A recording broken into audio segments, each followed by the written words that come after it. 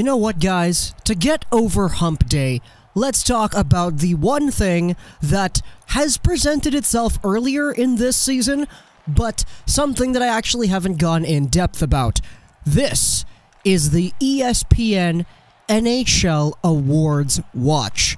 Now, this was posted by Greg Wyshynski onto ESPN yesterday, and this is an article that talks about the NHL Awards, and at this point in the season, who would be on there as the winners, who would be on there as the candidates, and overall it's just a long list of every single award. Going over to the Hart Trophy for the most valuable player, the leader in this category, as highlighted by Wyshynski, is Nikita Kucherov, but the two finalists that are labeled on this list are Johnny Gaudreau and Vancouver Canucks center Elias Pettersson. Now, there's a long explanation as to why the thing is laid out the way it is. Why Gaudreau is up here in second, why Nikita Kucherov is the guy who's winning it, and in the middle section of the article, Greg talks about how Nathan MacKinnon and Mikko Rantanen could have been in the finalist section too. But let's read a little bit together. While both MacKinnon and Rantanen can state strong MVP cases, we're giving the final slot in the top three to the Canucks rookie sensation, Pettersson. His 1.12 points per game paces Vancouver, while his 23 goals lead the team, and 7 of those qualify as game-winning goals. The Canucks have a plus 34 goal differential when he is on the ice. When Pettersson isn't there, they have a minus 44 differential, which speaks not only to the thinness of the team's lineup, but to the massive success that their rookie star has had by comparison. Now, there are a few more paragraphs talking about Pettersson in this article. I'm not going to read all of that, that's basically plagiarizing, but he talks a little bit later about the games played and how Pettersson would max out at 71 games for the foreseeable future, assuming he doesn't miss any more games. It talks about how other guys have won the Hart in the past with lighter game loads, and the Taylor Hall points per game thing from last season. And he also talks about the fact that Taylor Hall does have a higher points per game than Pettersson does right now, but the number one thing putting Pettersson above in this respect is the whole narrative. He actually talks about it here, the big narrative, wherein a team makes the playoff cut from out of nowhere, thanks to the transformative efforts of a star player. And this is the big argument that a lot of people have talked about. I know it was talked about on Tim and Sid.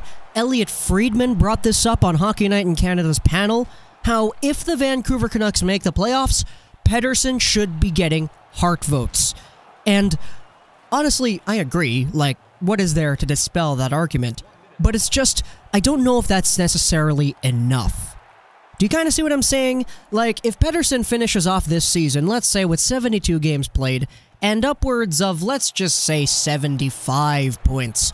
That doesn't sound all too crazy, but believe me, at the beginning of the season, people would have been like, oh, really? 75? But if he does finish up with 75 points in 72 games, the Vancouver Canucks barely squeak into the playoffs. I don't necessarily know if that in itself is enough to say, yeah, he's a better MVP than guys like Kucherov or whoever's going to win it, Gaudreau maybe. And don't get me wrong, I love Pettersson, and I'd love for him to win as many awards as he can in his rookie season. But it's just, in my personal opinion, I don't necessarily know if it is enough. Now, I know it was enough last year, which is why Taylor Hart won last year.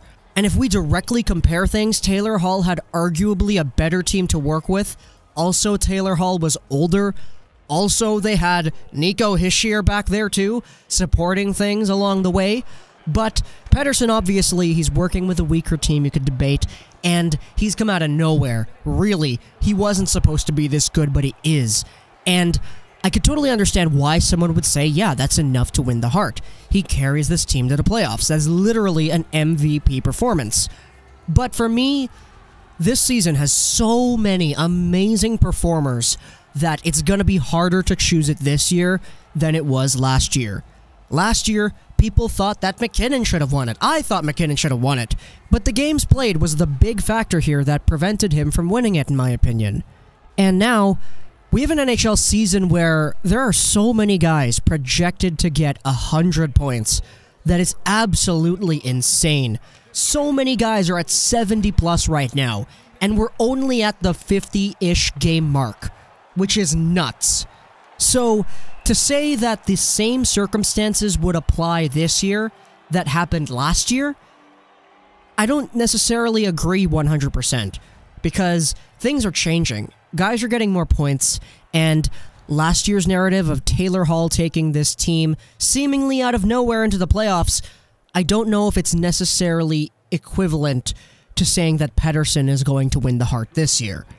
But obviously, I want him to get votes. I want him to win it. I want him to win everything. Give him the Vezina too, because I'm a Canucks fan and I want to see my rookies succeed. But as a rational hockey fan, you gotta have those thoughts of doubt. It's what makes us human, right? Elias Pettersson, is he a Hart contender? Comment down what you guys think below. Hope you guys enjoyed this British Plus Gaming. And bye.